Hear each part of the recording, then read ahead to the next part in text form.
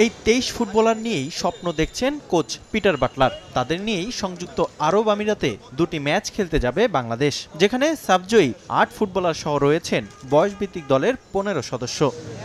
দলের সিনিয়র পরিচিত মুখগুলোর শূন্যস্থান পূরণ করেছেন এক ঝাঁক তরুণী, সঙ্গে নতুন অধিনায়কও।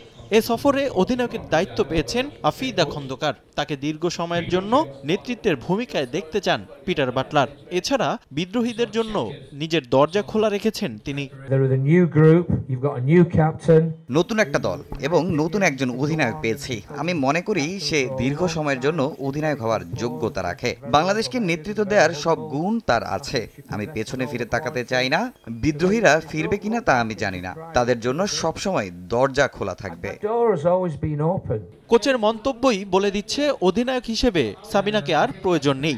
তার জায়গায় লম্বা সময়ের জন্য আফিদাকে নিয়ে পরিকল্পনা কোচের। অবশ্য আফিদার জন্য ক্যাপ্টেন্সি নতুন কিছু নয়। এর আগেও বয়সভিত্তিক দলে অধিনায়কত্ব করার অভিজ্ঞতা আছে তার। তাই সংযুক্ত আরব আমিরাতের বিপক্ষে ম্যাচ নিয়ে আশাবাদী নতুন আর্মব্যান্ড পাওয়া ফুটবলার।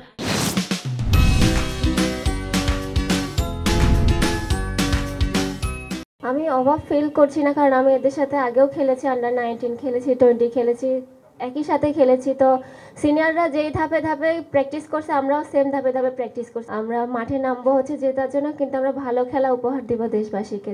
এদিকে এখনো সাবিনা সানজিদার বিষয়ে ইতিবাচক বাফুফে। গণমাধ্যমে ঘটা করে কোচের বিরুদ্ধে বিদ্রোহের ঘোষণা দিলেও পিটার বাটলারের অধীনে অনুশীলনে ফেরার কথা নিজেরা এখন পর্যন্ত বলেননি দল থেকে বাদ পড়া সিনিয়র ফুটবলাররা। তবে তাদের অভিভাবকের দায়িত্ব নিয়ে সাবিনাদের অভিমান ভাঙানোর কথা গণমাধ্যমে জানান নারী উইং চেয়ারম্যান। অনুশীলনের বাইরে থাকলেও আনফিট ফুটবলারদের স্কোয়াডে রাখার চেষ্টা করা হয়েছিল বলেও জানান তিনি। একটা জিনিস কেন পেঁচাচ্ছেন?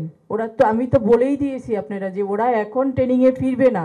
ওরা ফিরবে, ক্যাম্প তো আগামীকাল ক্যাম্প ক্লোজ হয়ে যাবে। আমি ওই দিনই ওদেরকে জিজ্ঞেস করেছিলাম যে তোমরা এই ম্যাচ খেলবে কিনা। ওরা খেলবে না, কারণ ওরা আনফিট। অনুশীলন বয়কট, কোচের বিরুদ্ধে বিদ্রোহ, তদন্ত সবই হলো। এবার মাঠে নামার অপেক্ষায় বাংলাদেশ নারী ফুটবল দল। ২৬ ফেব্রুয়ারি ও ২ মার্চ সংযুক্ত আরব আমিরাতের বিপক্ষে মাঠে নামবে বাংলাদেশ। রিফাতুল ইসলাম মিরন, সময় সংবাদ, ঢাকা।